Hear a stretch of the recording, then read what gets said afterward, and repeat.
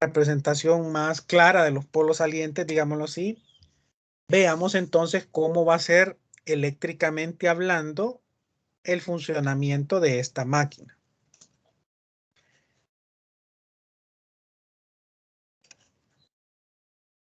Vemos que el rotor, que es esta parte que la vamos a señalar con color verde en este momento, esta parte, el rotor, pues básicamente su alimentación eléctrica, vean que aquí tengo un signo más y un signo menos, es decir, aquí está la fuente que me va a alimentar a ese motor, a ese rotor eléctrico. ¿Por medio de qué? Veo que la corriente va a fluir de esta forma. Aquí estoy repintando en verde. Y aquí está el famoso carbón o la escobilla. Y el colector de delgas, pues es este que voy a tratar de representar con el color azul. El colector de delgas es básicamente este. Todo esto es el colector de delgas. Entonces vean ustedes qué ingeniosa la forma de alimentar a ese rotor que sabemos que se va a estar moviendo por medio de esta pieza llamada carbón, que esto va a estar girando. Por ejemplo, va a estar girando en esta dirección. Va a estar girando en esta dirección. Entonces, esto va a estar fijo, pero estos espacios van a ir girando, porque recuérdense que esto está montado en el eje. Y el rotor, pues básicamente es el que me da el movimiento. Entonces, esos espacios van a ir moviéndose. Esta pieza llamada carbón o escobilla, que la voy a borrar ahorita para que la veamos bien, esa está fija. Y lo único que va haciendo es hacer contacto con el colector de delgas, que básicamente se está moviendo también en esta dirección. Entonces, el rotor se está moviendo, esto está fijo y va haciendo contacto con cada una de estas ranuras, llamémosle así, o puntos de contacto le podemos llamar también. Importante, lo voy a hacer aquí abajo, esto es el punto de contacto como tal.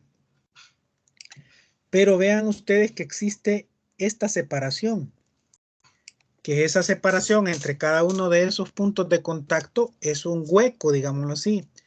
Es un pequeño espacio en donde la escobilla o el carbón no va a hacer contacto eléctrico. Y por eso es que nos decían hace un momento en la presentación de que era una alimentación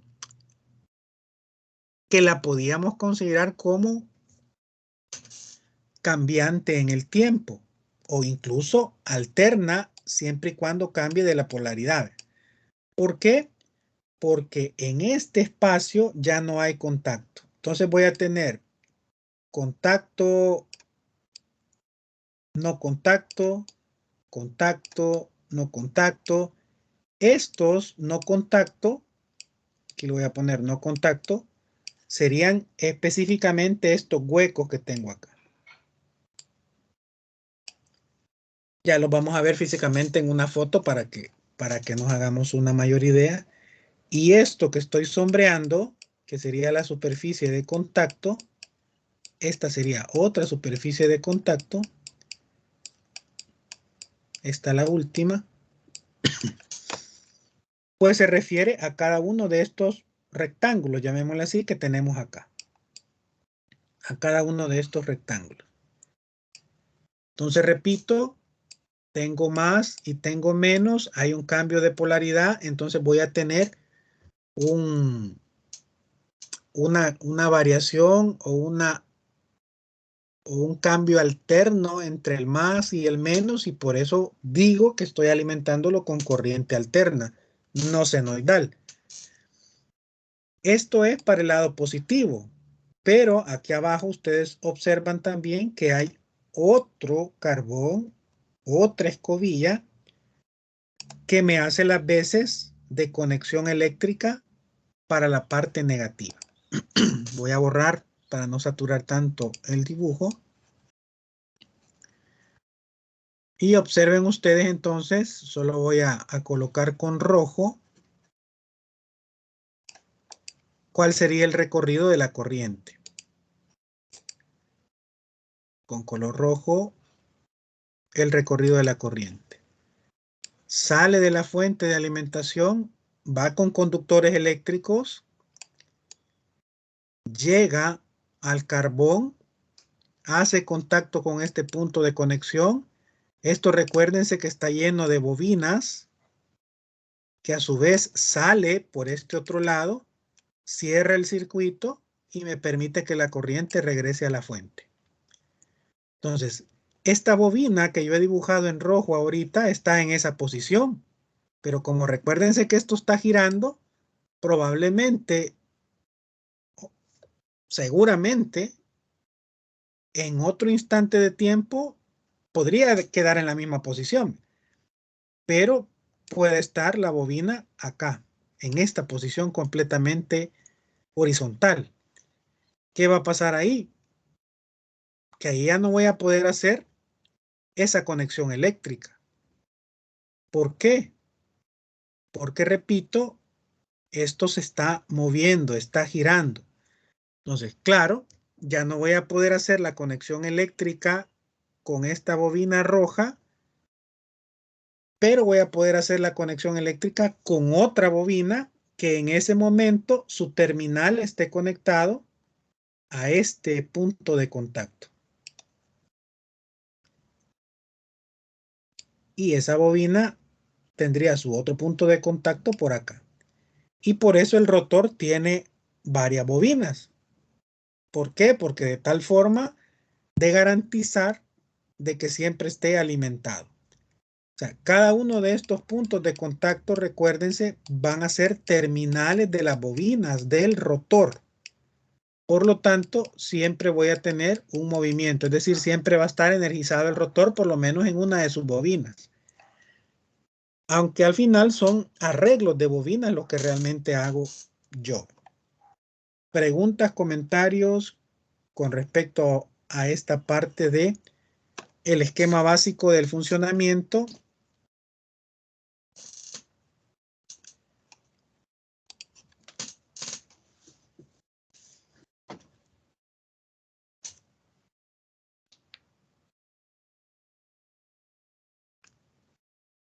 Ok, sigamos entonces.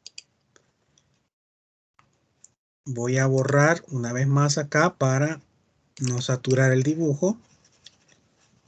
Y observemos lo siguiente.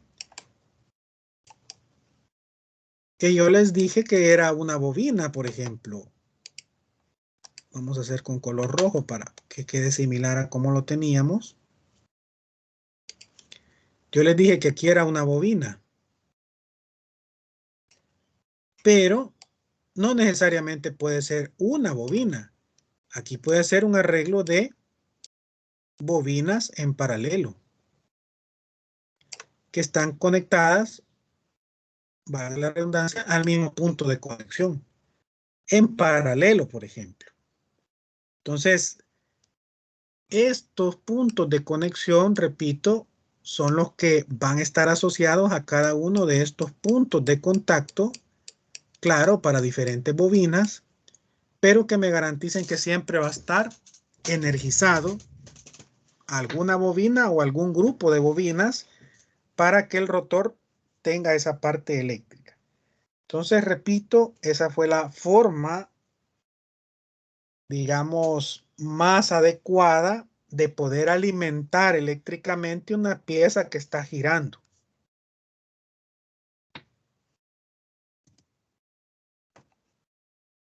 Veamos algunas otras partes que podemos escuchar hablar cuando mencionamos los motores o la máquina de DC. Repito, ya vamos a ver estos detalles para que ustedes vayan viendo físicamente cómo es esto que he tratado de explicarles de manera teórica acá. Y hay algunas partes, repito, que hay que conocer, que se las pueden mencionar y ustedes deben de asociarlo. Por ejemplo, la culata. La culata le vamos a conocer como esa parte del estator que forma parte del circuito magnético y que soporta a los polos. Esto está como parte del estator. Además, la carcasa, que es un término que ya habíamos mencionado anteriormente, pues básicamente es como la cubierta, digámoslo así, que me protege o que me envuelve a la máquina como tal. Entendiendo máquina como tal, principalmente la parte del estator y la parte del rotor. Sobre la culata vamos a colocar nosotros lo que se le conoce como los polos principales o también conocidos como polos inductores, cuyos devanados o bobinados le vamos a llamar como devanado inductor. También los pueden encontrar como bobinados o devanados de excitación, bobinados o devanados de campo. Esto, repito, se encuentra en la parte del estator, porque tiene que ver con la parte de la culata. Cada polo que nosotros tenemos en esta máquina va a estar conformado por lo que se le conoce como núcleo polar, que básicamente es la bobina o el devanado que nosotros tenemos en la máquina para que circule corriente eléctrica, y eso se va a enrollar, llamémosle así, en lo que vamos a conocer como la zapata polar. Eso es lo que me va a permitir a mí poder hacer esa o distribuir esos arrollamientos o bobinas de conductores. Entonces, los polos principales, pues básicamente son los que hemos mencionado en este momento. Pero también, vean ustedes, vamos a tener lo que se conoce como polos auxiliares o polos de conmutación.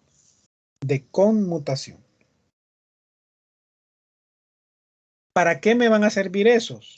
Para mejorar la situación que se va a dar en el colector de delgas. ¿A qué me refiero con esto? A que recuérdense que el colector de delgas, que ya lo vamos a ver en detalle, tiene esas pequeñas ranuras o huecos entre los puntos de contacto que me hacen que se pierda momentáneamente también la alimentación eléctrica. Entonces, para ayudar y para compensar esos detalles, se utilizan los que se conocen como polos auxiliares o polos de conmutación. Finalmente, el rotor es el que básicamente determina, mecánicamente hablando, la incorporación del colector de delgas. Y eso a su vez me va a permitir conectarme eléctricamente con el exterior. Veamos entonces primero esquemáticamente y después algunas fotografías. El colector de delgas pues sería toda esta parte que está acá rodeando, es decir, aquí se ha hecho un corte solo por cuestiones de simplificar, pero el colector de delgas sería todo esto. Las ranuras que les digo yo, en la cual se pierde momentáneamente el contacto eléctrico, pues básicamente son estas ranuras que aparecen acá, estos pequeños espacios, que comparados con la dimensión del punto de contacto, que sería esto, son mucho más pequeñas. Entonces, casi, digámoslo así, voy a tener un punto de contacto completo y una pequeña porción que no voy a tener contacto. Me imagino que algunos se estarán preguntando, ¿y por qué no se hizo de un solo, sin esas ranuras o sin esos huecos para evitar el contacto, sino que se hizo de un solo punto de contacto? Podría preguntarse alguno. Pero ¿qué pasaría si yo hubiera hecho eso? Es decir, un solo punto de contacto. ¿Qué creen que pasaría en esta conexión eléctrica? Repito, si no estuvieran estos cortes para diferenciarme varios puntos de contacto. Y todo esto hubiera sido una sola pieza, digámoslo así, continua de contacto. Estoy alimentando con más en esta parte de acá y estoy alimentando con menos en esta parte de acá. Pero si fuera el mismo punto de contacto, yo lo que estaría haciendo es un cortocircuito. Entonces, por esa situación es que se decidió hacer esos cortes para poder manejar polaridad positiva y polaridad negativa. Vemos entonces la necesidad de tener estos cortes que me permitan que en un momento un punto de contacto sea positivo y el otro sea negativo.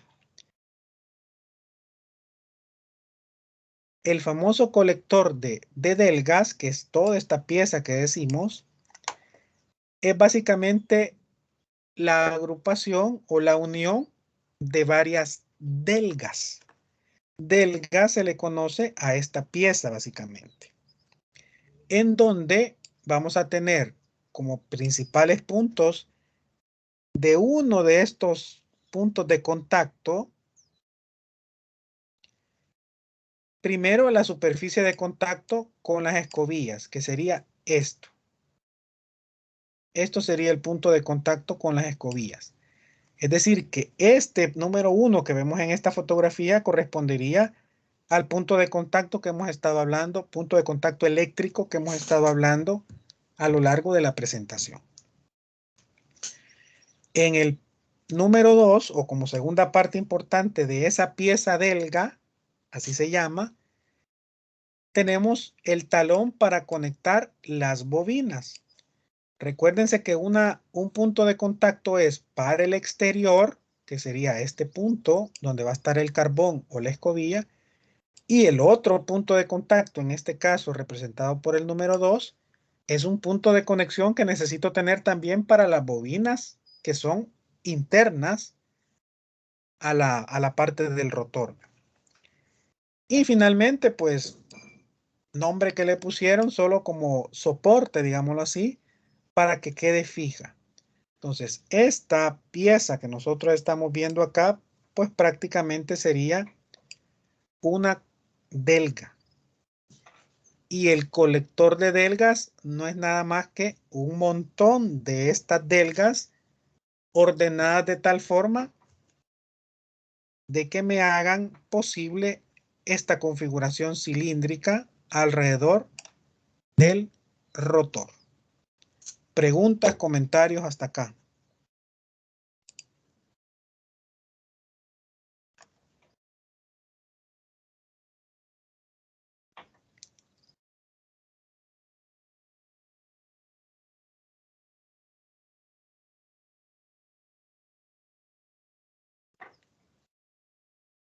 Sigamos entonces. Este es todavía esquema y esta ya es una fotografía. Veamos entonces físicamente cómo es ese colector de delgas y cómo es el carbón o la famosa escobilla. Veamos entonces. El colector de delgas es este, que está acá.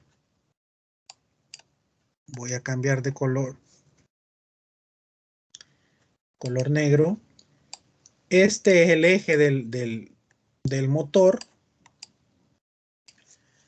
Entonces, estos puntos que yo voy a sombrear acá son los que decimos que son los puntos de contacto. Los puntos de contacto. ¿Con quién va a ser contacto? con este otro elemento que es la escobilla o el carbón que le llaman algunos. Estos son puntos de contacto, al igual que el anterior que habíamos marcado, pero entre un punto de contacto y otro punto de contacto está este pequeño hueco o esa pequeña ranura, en donde ahí yo no tengo contacto eléctrico. Es decir, en esta ranura yo no tengo contacto eléctrico. Ya vimos que es necesario hacer eso para tener la posibilidad de poder conectar positivo y negativo alrededor de este colector de delgas. Entonces, básicamente esta es la parte que me permite la conexión externa con el carbón, que sería esta de acá. Y tenemos esta otra, este punto 2, que corresponde a la conexión de las bobinas, que sería esta parte de acá. Es decir, que una delga estaría formada por este punto de conexión de la bobina llamado punto 2 y por este punto de conexión con los carbones o con las escobillas. Vamos a borrarlo. Que era el punto 1 de conexión que veíamos en la figura anterior. Entonces la delga sería todo esto. Punto de conexión 2 para la conexión de las bobinas y punto de conexión 1 para la conexión con las escobillas. Claro, aquí lo he dibujado yo de manera sencilla, pero la forma de la delga es esta que tenemos acá. Esta que tenemos acá es la forma de la delga.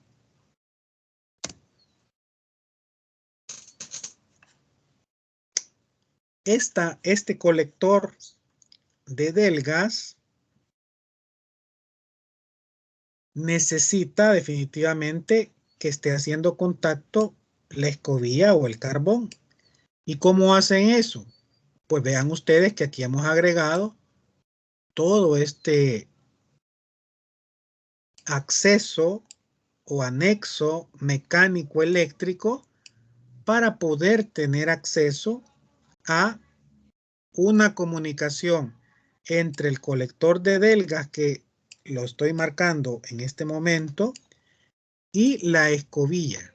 Esta es la escobilla o el carbón que va haciendo contacto. Ese carbón pues tiene conductores eléctricos que le permiten, repito, poder llevar la parte de la comunicación externa hacia el colector de delgas. Esto típicamente, vamos a borrar, típicamente el carbón o la escobilla, que la voy a volver a repintar para que nos quede claro. Este carbón o escobilla, pues básicamente tiene sus conexiones eléctricas, pero mecánicamente tenemos también un apoyo. ¿Cuál es ese apoyo?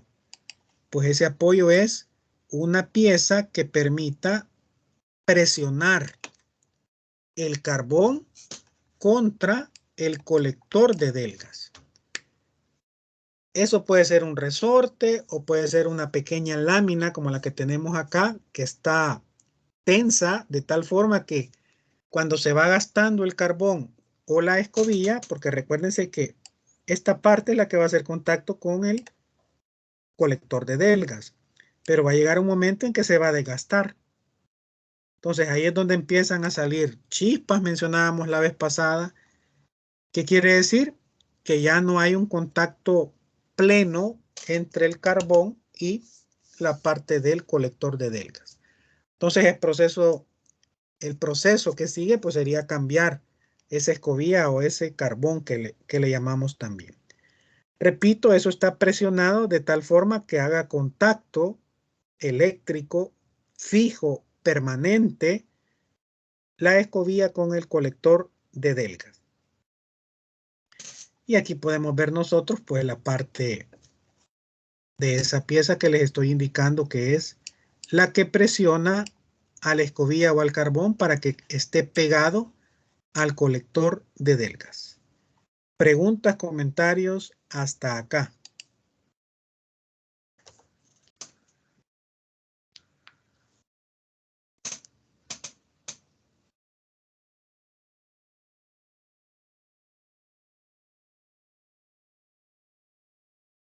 Ok, sigamos entonces.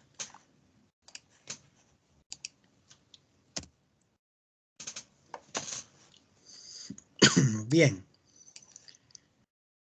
Veamos en este caso el estator. El estator pues básicamente va a estar alimentado por corriente directa. Por lo tanto, 0 Hz. Sin embargo, el rotor, como hemos visto que va a estar alternándose, pues básicamente vamos a tener una frecuencia. Y eso me va a permitir determinar velocidades de giro, por ejemplo.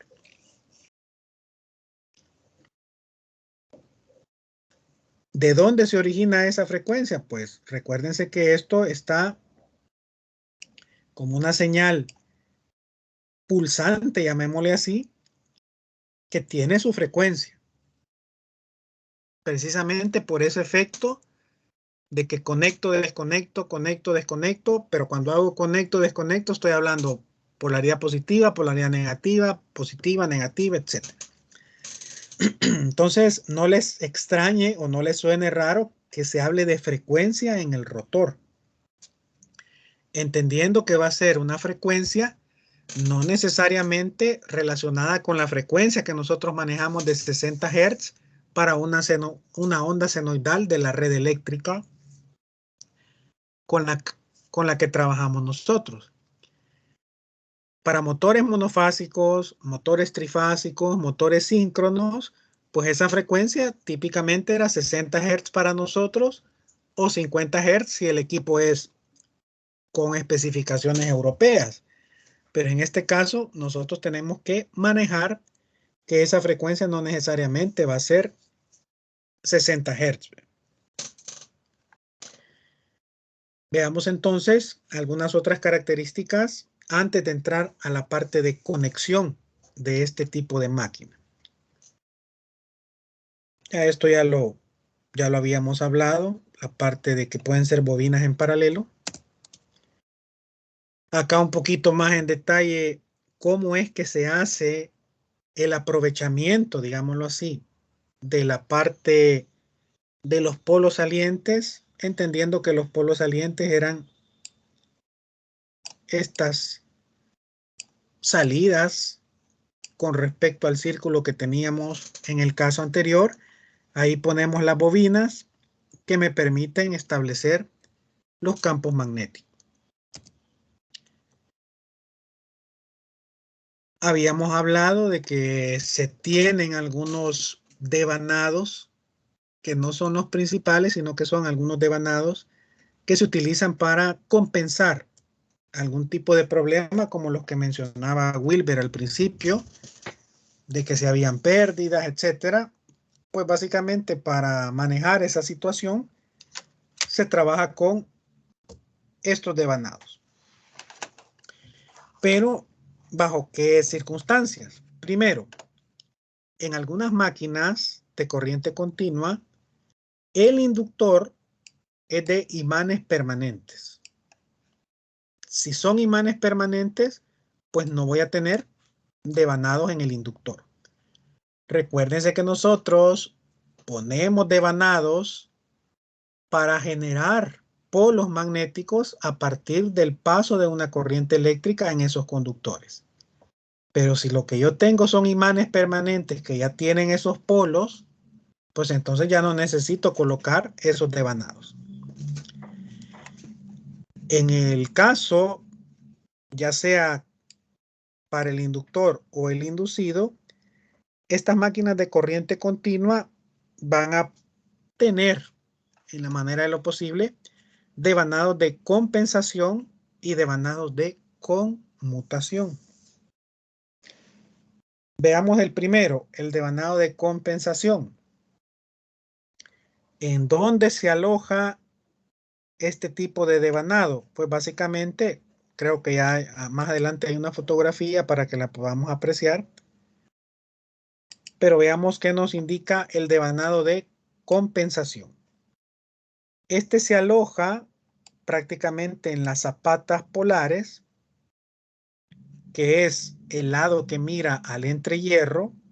Recordemos que el entrehierro pues básicamente es este espacio que hay entre la parte del rotor que va a estar girando y la parte fija del estator.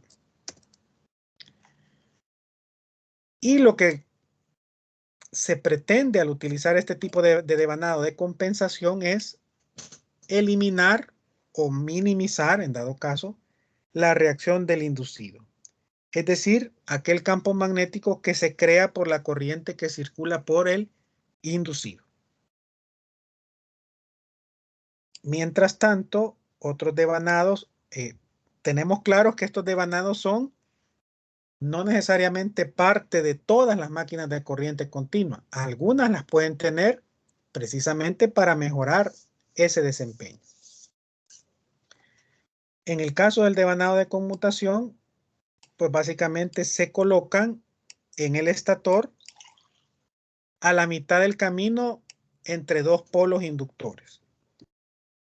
¿Qué implica o para qué necesitamos trabajar con estos devanados de conmutación? Pues básicamente es mejorar lo que decíamos, esa situación cuando va pasando la escobilla o el carbón por las ranuras en donde no hace contacto, mejorar ese fenómeno. Por eso se le conoce como de conmutación, porque me mejora ese comportamiento cuando paso de más a menos a la hora de que se está moviendo el colector de delgas. Si no tenemos, ¿qué pasara si no tuviéramos este devanado de conmutación? Pues básicamente, si no se tiene esa situación, se debe de aumentar el número de espiras de la conmutación, del devanado de conmutación, para que también sirva para compensar la reacción del inducido. Si no tiene devanado de compensación, es decir, del primero, yo puedo solventar esa situación aumentando la parte del devanado de conmutación. ¿Y cómo aumento eso? Pues básicamente aumentando el número de vueltas o de espiras que tienen esas bobinas. Más de alguno de ustedes, haciendo un pequeño paréntesis, ha de haber escuchado, por ejemplo, en las máquinas o en las herramientas eléctricas inalámbricas que funcionan con batería, han escuchado la tecnología de, lo voy a poner por acá escrito, por ejemplo, brushless. Brushless. Ese tipo de máquina de corriente continua, brushless, ya no tiene escobilla. Ocupa otro mecanismo para poder realizar ese giro. Les comento esto para que si tienen curiosidad, por ejemplo, los que son taladros inalámbricos, ustedes van a comprar un taladro inalámbrico tradicional que tiene escobillas, le va a costar un precio. Pero si compra ese mismo taladro con las mismas características de la misma marca, pero en tecnología brushless, es decir, sin escobillas o sin carbones, va a ser más caro.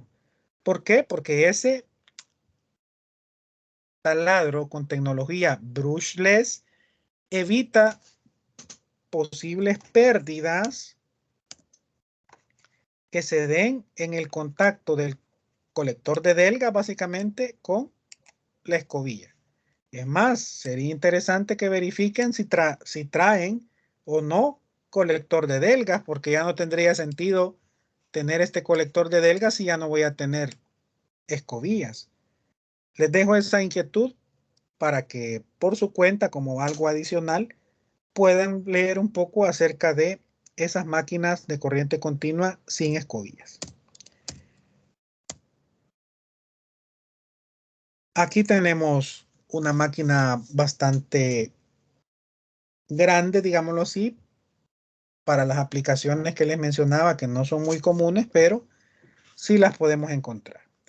Entonces, básicamente, independientemente del tamaño, voy a encontrarme con el estator, que tiene sus bobinas. Ya vamos a ver otras fotografías más claras. Tiene sus bobinas el estator, y el rotor, pues aquí alcanzamos a ver que tiene también conductores eléctricos que me forman las bobinas, que a su vez están asociadas con la parte del colector de delgas. Ojo, esta parte que ven acá, que se parece a esta que tenemos acá, no pierdan de vista que esta parte 2, le voy a poner acá, esta parte 2 es la que me permite interactuar con los polos que va a generar el estator. Y la parte del colector de delgas es lo que me alimenta a las bobinas del rotor. Menciono eso porque en cursos anteriores han preguntado que cuál es la diferencia entre esta parte 2 y esta parte del colector de delgas. Porque si ustedes se fijan, se miran parecidas. Punto de contacto, podría decir alguien, punto de no contacto. Punto de contacto, punto de no contacto. Pero vean que prácticamente la parte del contacto con la parte del no contacto casi son son de la misma dimensión. Eso no puede ser en un colector de delgas. En un colector de delgas, punto de contacto es mayor superficie que el punto de no contacto. Eso solo para aclarar ese pequeño detalle. Acá tenemos montada una máquina de corriente continua. Esta la vamos a ver nosotros también en práctica presencial para que ustedes vean todos esos detalles. Y acá es donde quería llegar para más o menos ver, por ejemplo, los polos principales, los polos auxiliares o de conmutación que podemos tener para mejorar el desempeño. ¿Cómo voy a diferenciar cuál es el polo principal, llamémosle así? Pues observen ustedes el tamaño de las bobinas. Estos son pernos que me permiten hacer una especie de empalme o de unión de varias bobinas, por ejemplo. Son pernos que funcionan, repito, como un mecanismo de unir a presión conductores eléctricos. El polo auxiliar o de conmutación, si usted se fija, acá tenemos uno, lo vamos a repintar con otro color. Es básicamente más pequeño, aquí tenemos otro un poquito más amplio, es más pequeño que el polo principal. Entonces, no va a haber dónde perderse usted cuando ve una máquina de estas de corriente continua. Las bobinas que vea más grandes son los polos principales, los que sirven para interactuar con el rotor y que gire.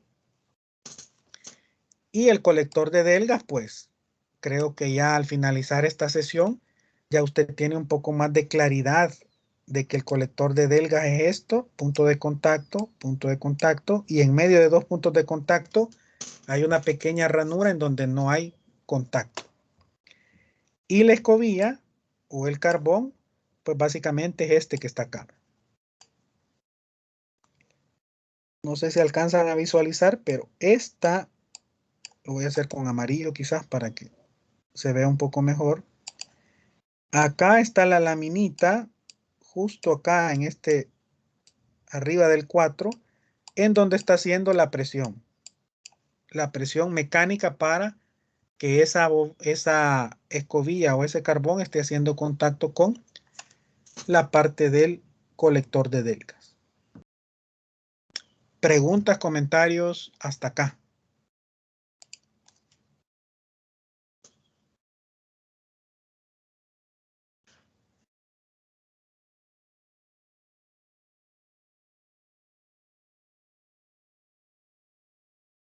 Ok, sigamos entonces.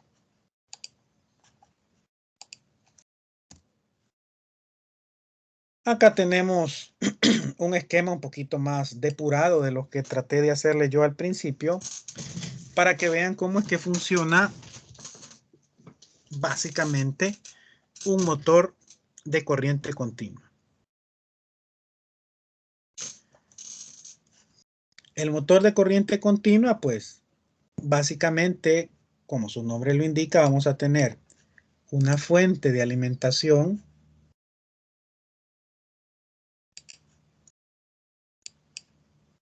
el cual me va a permitir, valga la redundancia, alimentar eléctricamente a esa máquina.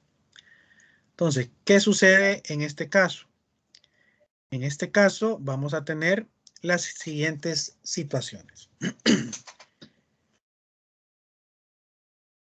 El número 1 y el número 2 me están representando las escobillas o los carbones.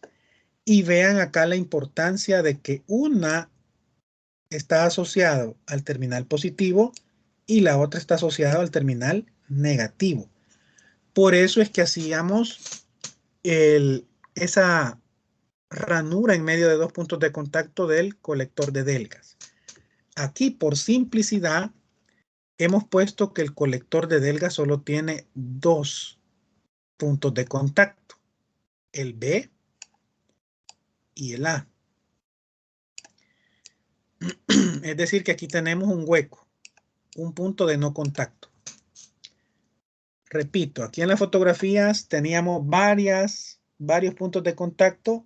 Ahorita, en ese esquema que estamos analizando, solo tengo este punto de contacto y el correspondiente punto de contacto que está al otro lado del colector de Delgas.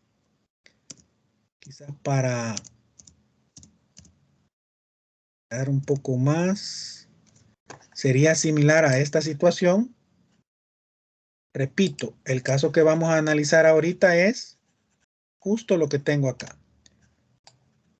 Como que solo tuviera una delga por acá, digamos, que es todo esto, punto de contacto que me permite, y el otro punto de contacto que sería toda esta que está aquí abajo. Solo tengo dos puntos de contacto y tengo dos huecos o ranuras que corresponderían a estos dos rectángulos, digamos. Entonces, para explicar un poco este diagrama básico, estamos haciendo de cuenta y caso eso, que solo tengo dos puntos de contacto. Ahora bien, ¿qué pasa? Los polos van a interactuar de tal forma que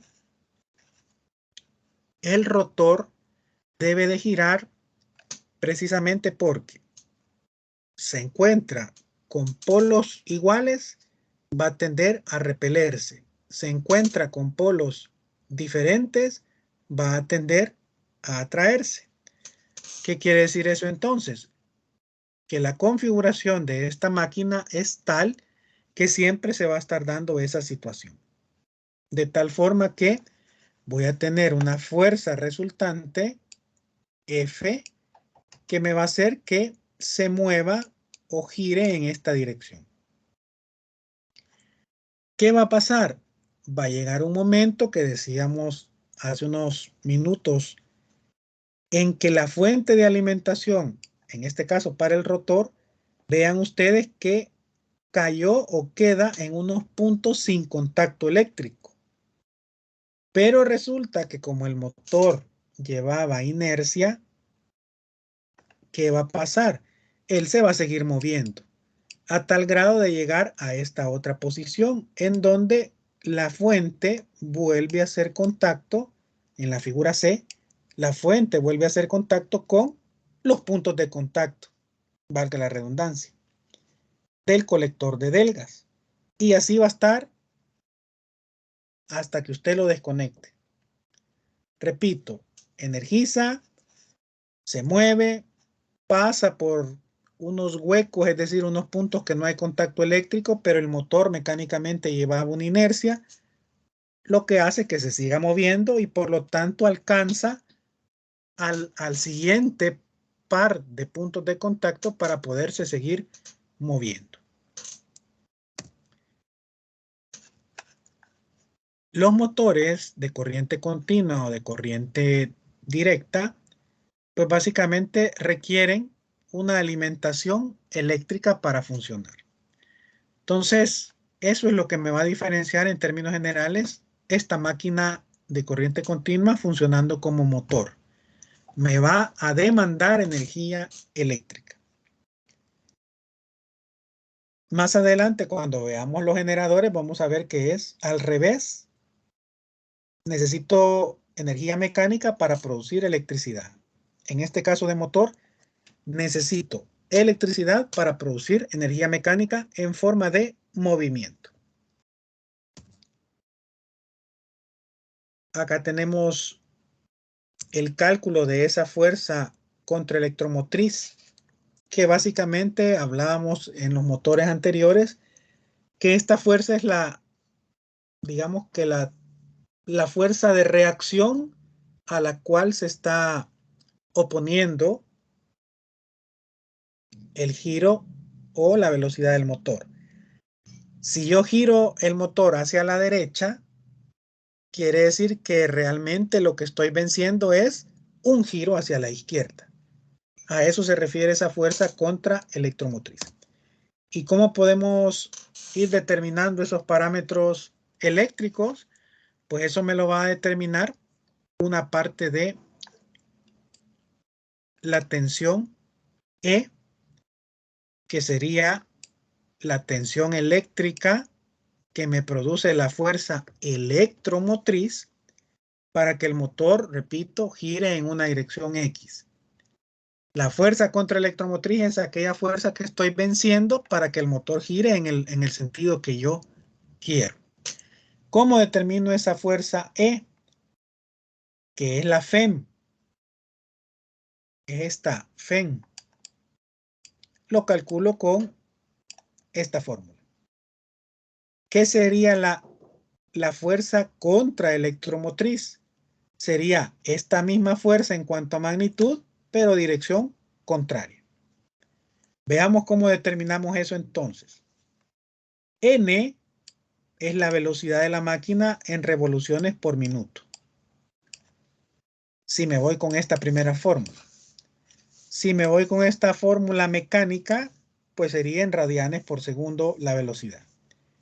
El flujo básicamente va a ser el flujo que yo tengo por polo. ¿Cómo determino ese flujo por polo? Pues en la parte de los simuladores yo puedo obtener el flujo total. Y como ya sé de cuántos polos es mi máquina, pues puedo deducir cuánto es el flujo por polo. Recuérdense que lo que estamos buscando es una fuerza electromotriz cuyas unidades resultantes van a ser volts. Y luego, pues, estas constantes, ya sea para la parte eléctrica o para la parte mecánica, son constantes que dependen de la máquina. Y eso tiene que ver con la parte del fabricante. Eléctricamente hablando, que es lo que nos interesa y mencionaba al principio de la sesión, llegar a un circuito equivalente. Pues el circuito equivalente de este tipo de motor va a ser extremadamente sencillo. Este motor básicamente va a tener involucrada solo la tensión de alimentación, la fuerza electromotriz FEM, alguna caída de tensión debido a la resistencia de los bobinados y la tensión en las escobillas. Entendiendo que esta tensión en las escobillas básicamente se toma aproximadamente de 2 volts. ¿Qué es lo importante verificar acá? Lo importante es que usted verifique que no aparece para nada reactancias. ¿Por qué? Porque a pesar de que tengo bobinas, tanto en el rotor como en el estator, al alimentarlos con corriente directa o al ser una máquina de corriente directa, pues las bobinas básicamente no van a representarme mayor efecto. ¿Por qué? Porque las voy a considerar como un alambre. Entonces, básicamente no voy a considerar reactancias en este tipo de máquina, a pesar de que tenga bobinas.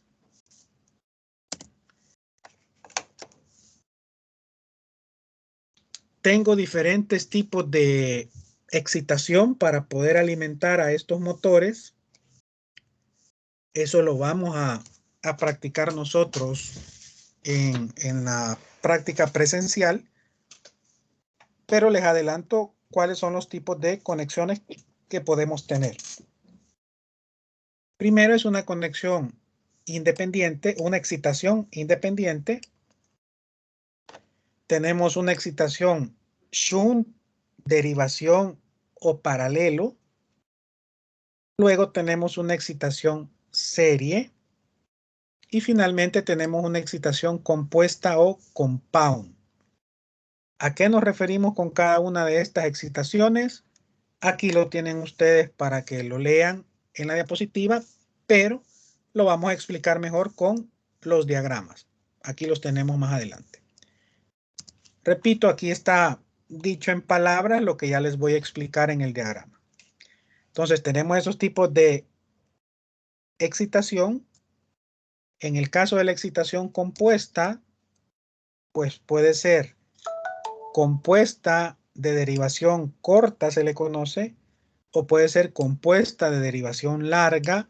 Ya vamos a ver, aquí nos dice qué implica cada una de las dos, ya lo vamos a ver en los esquemas, pero también puedo tener compuesta aditiva y compuesta diferencial o sustractiva. ¿A qué se refiere eso? Repito, esto usted lo lee después porque vamos a tratar de explicarlo en estos esquemas que están acá.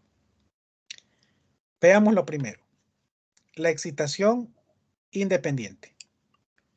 Cuando hablamos de excitación independiente, estamos mencionando que voy a tener una fuente diferente para el inductor y una fuente diferente para el inducido. A eso se refiere una excitación independiente. Fuente independiente de alimentación para el estator y el rotor.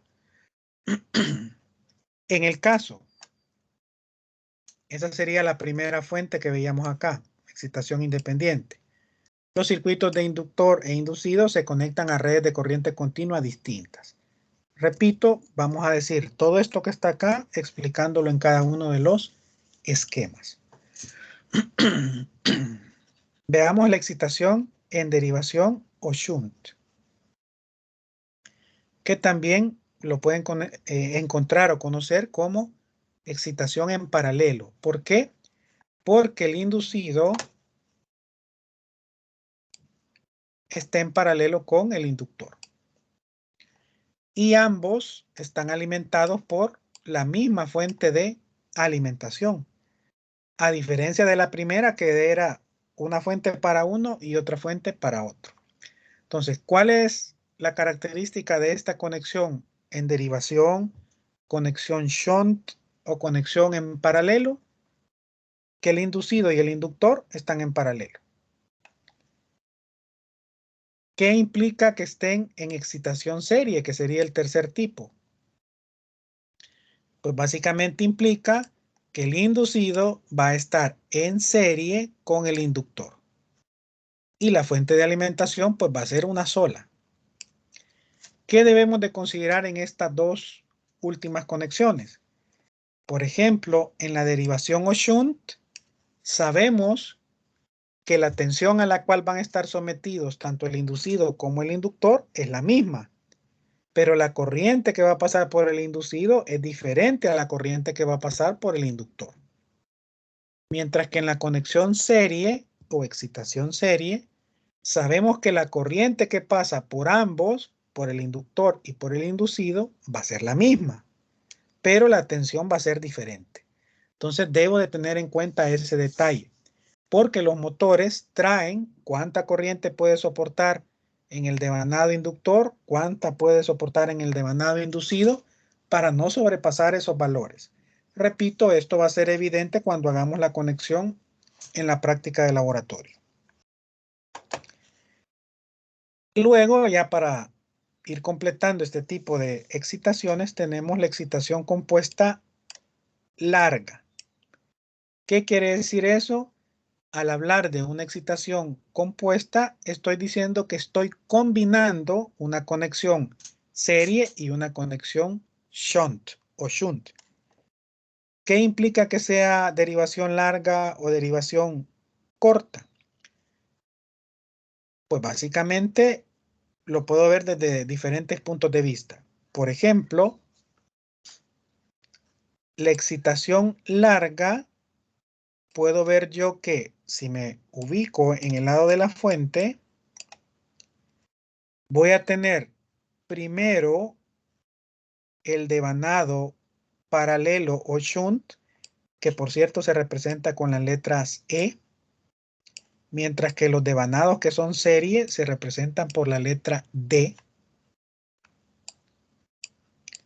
Entonces repito, en el caso de la derivación larga, visto desde la fuente de alimentación, yo voy a tener primero el devanado paralelo o shunt. Y más alejado voy a tener el arreglo serie del inducido con el inductor serie en la derivación larga. En la derivación corta, siempre viendo desde la fuente, yo lo primero que me voy a encontrar es el arreglo serie del inducido con el devanado inductor que está en serie. Y finalmente me voy a encontrar con el devanado paralelo. Repito, esta es una de las formas de poderlo ver. Larga derivación, corta derivación. Repito, estos subíndices y estas letras, por ejemplo, si usted ve en un motor las letras F, sepa que se trata de un motor que lo tiene que excitar independientemente el inductor del inducido. Si ve las letras A1 y A2, se refiere a los terminales del inducido. Si ve las letras E1 y E2, se refiere a los devanados del inductor paralelo. Si ve la letra D2 y D1, se refiere a devanados del inductor, pero en serie. Y si ve una conexión que tenga E1, E2, D2 y D1, quiere decir que es una conexión compuesta. ¿Por qué? Porque tiene devanados serie y devanado paralelo o shunt. Actualmente, si tuviéramos devanado de compensación, entonces encontraríamos nosotros estos otros nombres, C1 y C2. Repito, para lo demás, esta es la nomenclatura normalizada que se utiliza actualmente. Si tuviera polos auxiliares, B1, B2.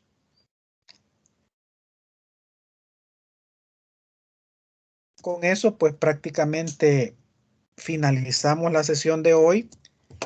Acá les quise agregar algún tipo de bibliografía para que puedan revisar adicional. Por ejemplo, Chapman es el que típicamente se ha ocupado para este tipo de tema de motores de corriente directa, pero ahí tienen ustedes algunas otras fuentes que pueden consultar. Bien, preguntas, comentarios hasta acá. Voy a detener la grabación para que no les quede muy